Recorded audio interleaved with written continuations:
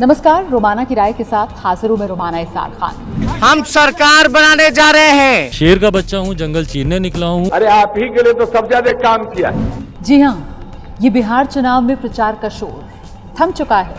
आखिरी चरण की वोटिंग की तारीख नजदीक आ गई है। 7 नवंबर आखिरी चरण का मतदान और फिर 10 नवंबर नतीजों का दिन। इस चुनाव प्रचार में हर दल की तरफ से किस तरीके की जोरदार बयानबाजी हुई है, मुझे लगता है इस पर जरा पहले एक नजर आपको डालनी चाहिए। बिहार के लोगों ने जंगल राज को, डबल युवराजों को सिरे से नकार दिया है। उनका हनुमान हूँ, मेरे दिल में उनकी तस्वीर बसती है। लोक जनशक्ति पार्टी इस समय वोट कटवा की स्थिति में बिहार के अंदर चुनाव लड़ रही है। तय हो चुका है कि बिहार से एनडीए हार रही। चुनाव होगा तो बयान होंगे, लेकिन कोई ऐसा बयान हो सकता है जो पूरी तरीके से चुनाव का रुख पलट के रख दे।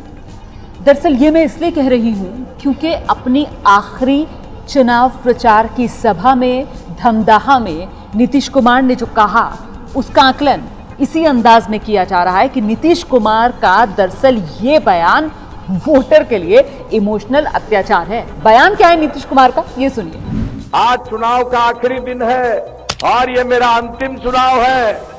अंत भला तो सब भला। नीतीश कुमार ऐलान कर रहे हैं कि ये उनका आखिरी चुनाव है। अब इसे किस तरीके से इंटरप्रेट किया जाए? एक तरफ से कहा गया कि नीतीश कुमार ने हार मान ली।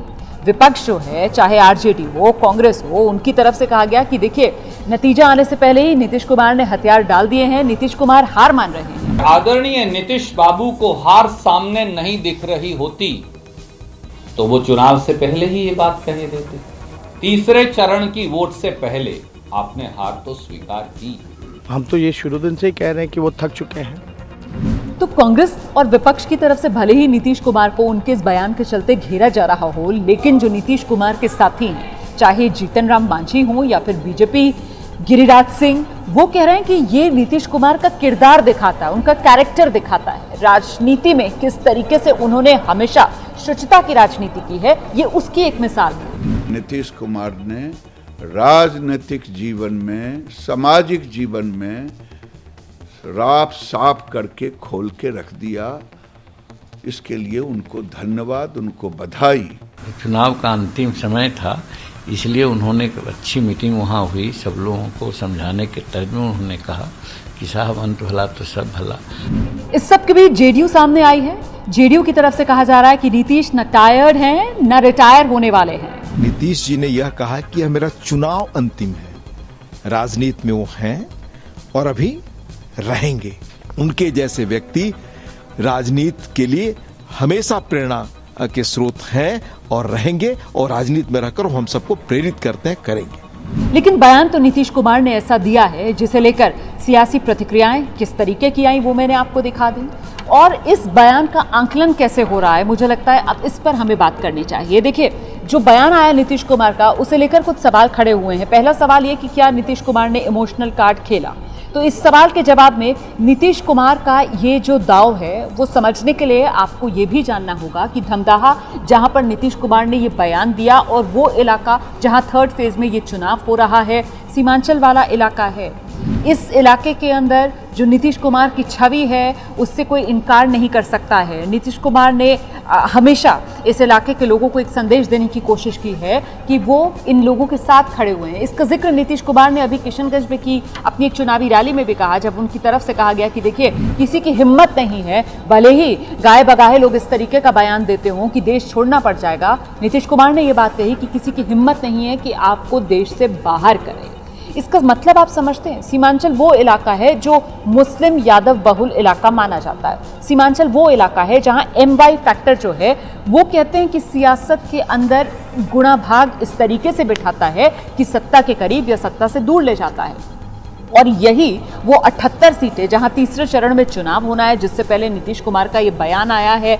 तो समझिए इस बात को कि जेडीयू और खासतौर से नीतीश कुमार की साख इन 78 सीटों से जुड़ी हुई है, जिससे पहले नीतीश कुमार ने यह बयान दिया।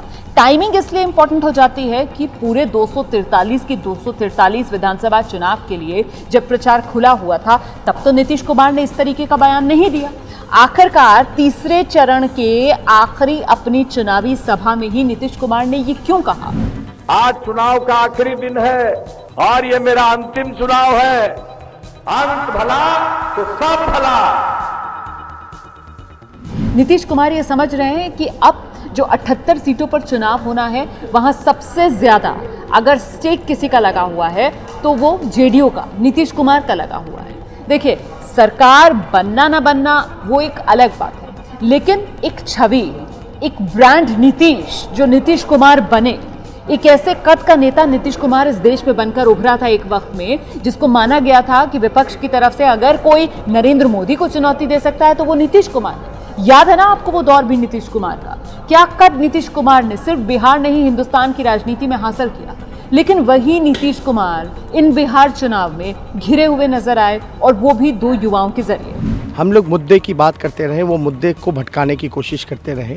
भले संन्यास ले लें, पर अगर गिल्टी पाए गए, दोषी पाए गए तो जेल जरूर जाना है। इस सियासी घेराबंदी के बावजूद भले ही 10 नवंबर को जो नतीजे आए वो नीतीश कुमार को बीजेपी के साथ एनडीए के बूते पर एक बार फिर से सीएम की कुर्सी पर बैठा दें, लेकिन नीतीश कुमार की उस साख का क्या, उस ब्रांड नीतीश का क्या, जिसे बनाने में नीतीश कुमार को 15 साल का समय लगा?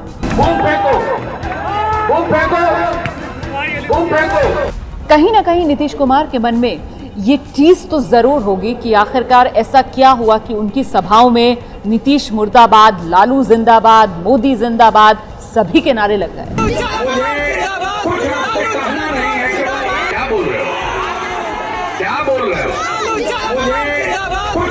कहीं ना कहीं नीतीश कुमार के मन में ये चीज तो जरूर होगी कि ऐसा क्या हुआ कि नीतीश कुमार को लेकर इस तरीके की घेराबंदी सियासी तौर पर भी हुई कि नीतीश कुमार एनडीए में हैं, बावजूद इसके नीतीश कुमार कहीं ना कहीं हाशिए पर जाते हुए नजर आए।